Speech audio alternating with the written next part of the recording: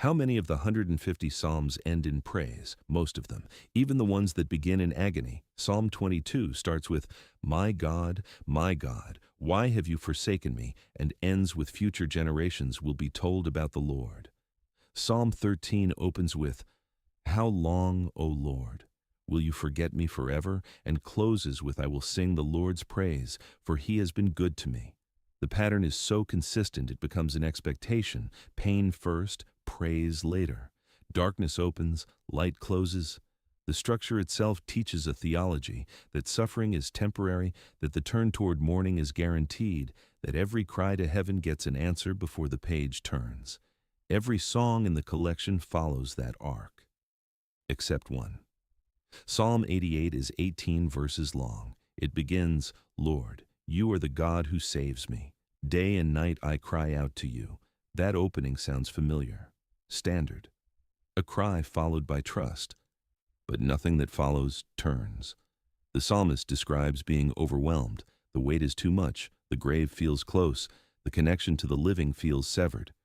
Friends have been removed. Loved ones are gone. The darkness is not a metaphor. It is described as the only companion left. The last verse, verse 18, reads, "Darkness is my closest friend." And then it stops. No praise, no turn toward morning, no light after the storm. The final word in the original Hebrew is makshak, darkness, period. The page turns to Psalm 89 and a completely different author, a completely different mood. Psalm 88 just ends. In the dark. Alone. The author is identified in the superscription as Heman the Ezrahite, a Levite musician, someone embedded in the worship system of Israel. This was not an outsider raging against the institution. This was an insider.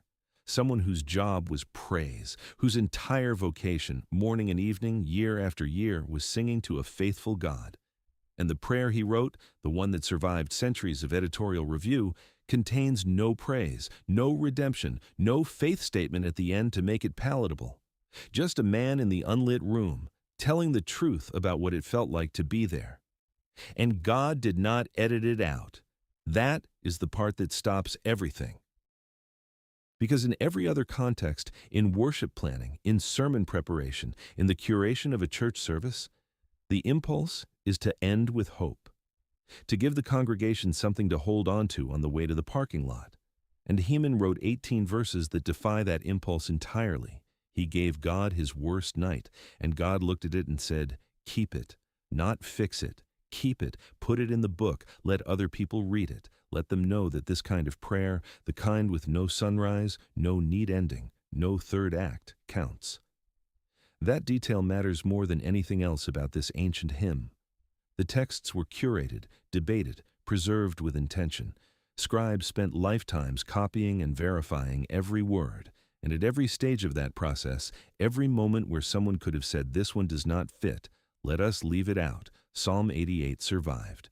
A prayer without an answer, a worship song without praise, and it was kept, deliberately, as Scripture. That means something. It means the Bible does not require a happy ending to count as sacred. It means a prayer that ends without light is still a prayer.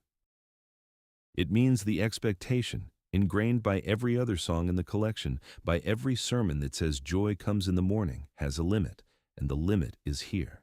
In these 18 verses, where morning does not come, and the text still says, "This belongs." The people for whom this matters most are the ones who have heard every testimony at every conference follow the same shape. Something broke, they held on, God showed up, and that shape is real for many people, but it is not real for everyone. And the ones still waiting, still holding on with no sign of the third act, hear every success story as an indictment, not of the speaker, of themselves. Because if everyone else found their way through, and this darkness has not lifted, then the variable must be me. This text says otherwise. It presents a person who endures and receives nothing, no payoff, no breakthrough. And instead of being removed as an anomaly, it was preserved as authoritative. I keep this psalm copied out in a notebook, not as a study exercise, as something to hold on nights when the pressure to perform gratitude feels less like trust and more like a costume. When the unspoken rule, feel the pain, find the lesson, praise anyway, feels heavier than the pain itself. Sit with that for a moment. These 18 verses do not perform. They sit in the unlit room and say, "This is where I am."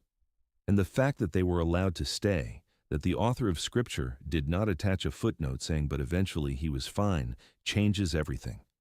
She had been living with chronic illness for over a decade. People prayed, leaders laid hands, she believed, and nothing changed. And the part that hurt most was not the illness. It was the sense that her story did not count because it had not turned, that her faith was somehow incomplete because the breakthrough had not arrived. She told me once, "Every testimony I hear in church has a before and after. I only have a before." These 18 verses were the first thing that told her an unfinished story has a place in the sacred text, not in the margins, in the middle of it.